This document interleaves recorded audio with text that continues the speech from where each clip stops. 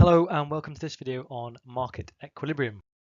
In this video, we're going to look at what it means. We're going to look at how shifts in demand and supply can cause prices to change, and then explain how market forces eliminate excess supply and excess demand. So far in our series of videos, we've looked at demand and supply separately. And we're going to consider here an example. We're going to consider here an example of these delicious baked products. So if we think about the demand for them, and we think about the supply for them, we think about the supply curve and the demand curve. And this tells us the relationship between price and quantity for consumers in terms of demand and for producers in terms of supply. And what we can see interestingly here is that there is a point where the two curves meet. And at this point here, the price is €5 and the quantity demanded and quantity supplied would be 10,000 of these delicious baked products. So here we have quite a stable position. At a price of €5, the amount people want to buy, demand, is the same as the amount that businesses want to sell, bakeries want to sell. And so we describe this as being the equilibrium point. At this position here in this market, at this price, the amount people want to buy is equal to the amount that the bakeries want to sell. And so we call this the market clearing price because all products are sold at this price and no products are left over. The market clearing price is the price at which demand equals supply. So let's now change the scenario and let's imagine a shift in demand. Well, we've looked previously that these factors can cause a shift in demand. So here's our marketplace, and let's imagine that there was a change in demand, people's incomes fell. So as a result, there was a reduction in demand for baked goods. This would be indicated by, on our diagram, of a demand shifting in or shifting to the left. Now what happens in this situation, we can see that actually the market price has moved. It is no longer at €5. It now is where the two meet at a lower price. This might be €4, where the quantity bought and sold is now 8,000. So the price would fall until a new equilibrium price is reached, where supply curve crosses the new demand curve.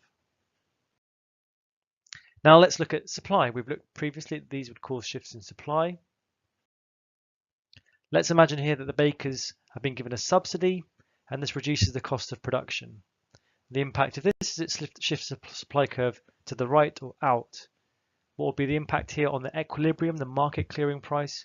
Well, it would decrease from P to P1, and there'll be an increase in quantity bought and sold, Q to Q1. So we've looked at what market equilibrium price is, and we've looked at how shifts in demand and supply change the price.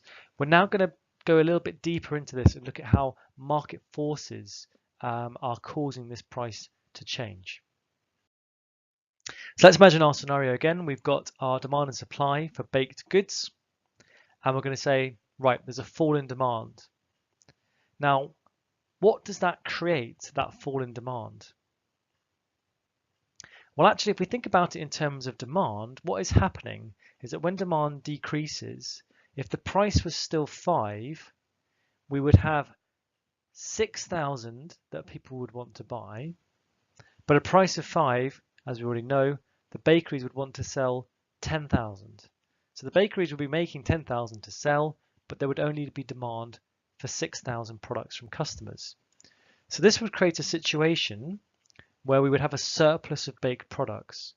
There will be a surplus here of 4,000 of these delicious baked products. And we describe that as being excess supply. The bakery at a price of €5 would be making 10,000 and wishing to sell them, but there would only be demand now for 6,000. So there's excess supply, too many are being made.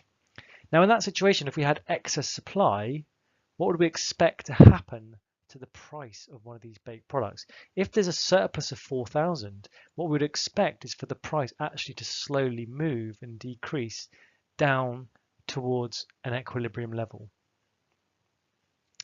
So we'd expect the price to fall until it reached €4, at which point there is no excess supply anymore, because at €4, the amount demanded equals the quantity that is being supplied.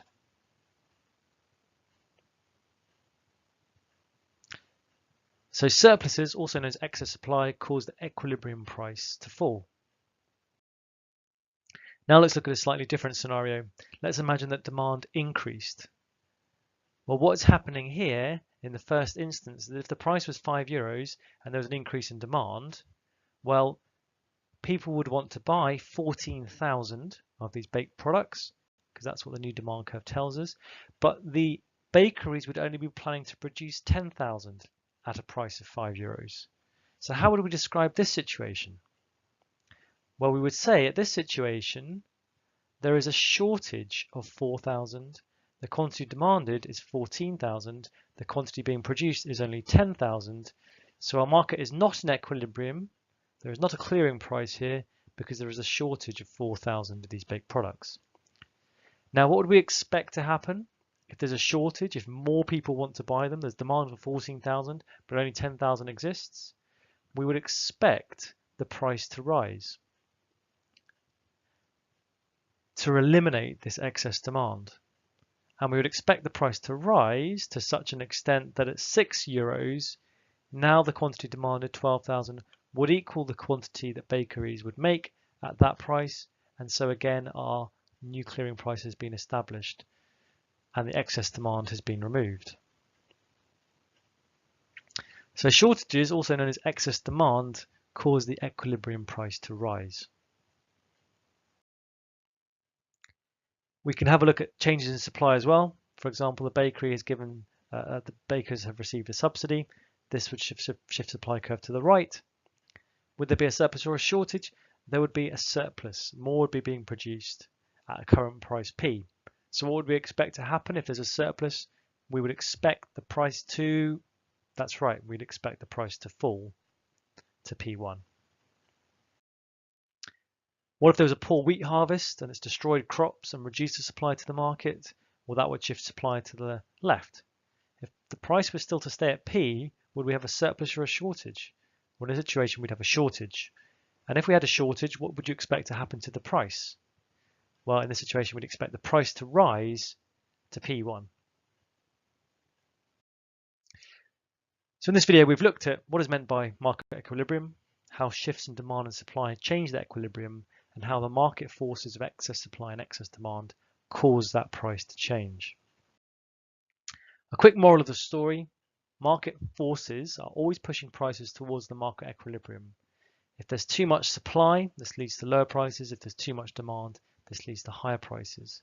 Where demand is equal to supply, we have the market equilibrium price. So when there is not an equilibrium price, market forces tend to push us in that direction until we reach the market equilibrium. That's it. Thanks for listening.